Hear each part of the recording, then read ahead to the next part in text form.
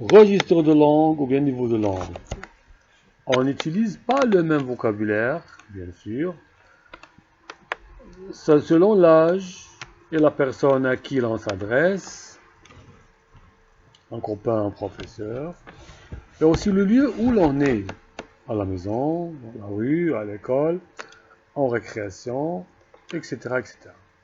Alors, que l'on vous voit ou l'on tutoie, ça veut dire je parle avec vous ou bien je parle avec tu. Comment parler? On n'écrit pas comme on parle. On dit qu'on utilise des niveaux de langue différents. On va voir comment. Donc, il existe 3 principaux registres ou bien niveaux de langue en France. Premièrement, le langage familier. En regardant les 2 illustrations. T'as quoi, papy? J'ai chopé la crève. Ça, c'est familier. Entre dans la famille, dans la même situation avec un langage courant. La question, qu'est-ce que tu as, papy? Le grand-père répond, j'ai attrapé un mauvais rhume. Langage qu'on parle d'habitude. Mais le langage soutenu, regardez, toujours la même illustration, même exemple. Le médecin qui va parler maintenant. Qu'avez-vous, grand-père? J'ai contracté un refroidissement. Donc, 3 façons de dire la même idée, la même chose. Alors, c'est différent d'une manière à une autre. Alors, fais gaffe, un camion. Attention, un camion. Prends garde, c'est soutenu, un camion. Chacun de ces niveaux se reconnaît donc par le choix du vocabulaire, le respect ou bien non des règles grammaticales et la concordance des temps à la construction et la longueur des phrases. Le langage familier est réservé à l'entourage proche, amis, copains. Il s'emploie surtout à l'oral. Il contient un vocabulaire familier. Au lieu de dire ami, on dit pote. Au lieu de travail, on dit boulot. Piger, ça veut dire comprendre. Et des abréviations prof, récré, musculation, etc., etc.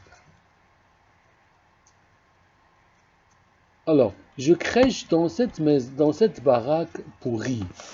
C'est un langage familier. On va le voir avec un langage courant. Qu'est-ce qu'on va dire? Alors, le langage courant est le plus utilisé. On l'emploie à l'oral et dans les écrits ordinaires, journaux, courriers.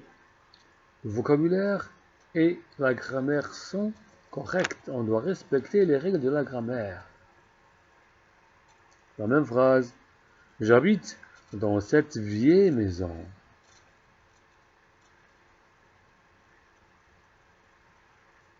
Alors, cette expression, c'est un langage soutenu. Ça veut dire bien soigné. Surtout employé quand on écrit, dans certains discours, pour parler à un supérieur, un directeur, ou même un grand-père, un professeur, etc., etc. On doit respecter les règles de la grammaire. Mais dans la phrase « Je réside dans cette vétuste demeure », c'est tellement soigné, c'est tellement bien soigné. Alors, en vocabulaire, par exemple, les 3 niveaux de langue, familier, courant et soutenu. Pour dire en courant voiture, familier c'est bagnole, caisse, soutenu automobile, regardez le tableau. Livre, on dit familier pour bouquin, ouvrage, etc., etc. Ce sont des expressions qu'on utilise chaque jour, soit en famille, soit à l'école, soit entre copains. Alors comment on doit faire la différence entre le niveau de langage familier et celui courant et celui soutenu?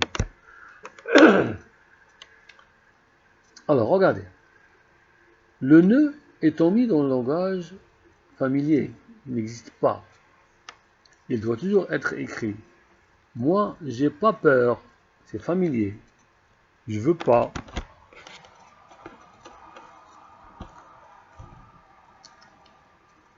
Je n'ai pas peur. Je ne veux pas.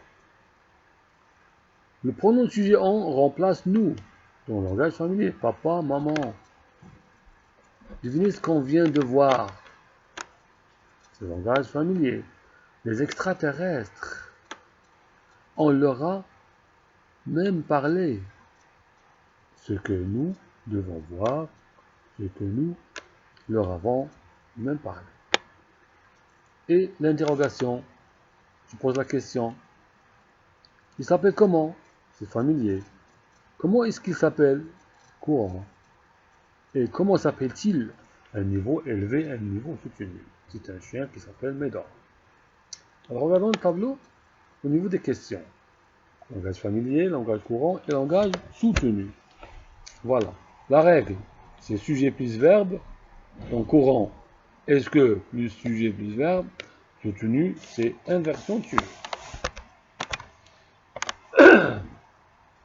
Alors observez bien les exemples, essayez de faire attention et de les apprendre avec des exercices et des applications à la maison avec papa, maman, les frères, etc.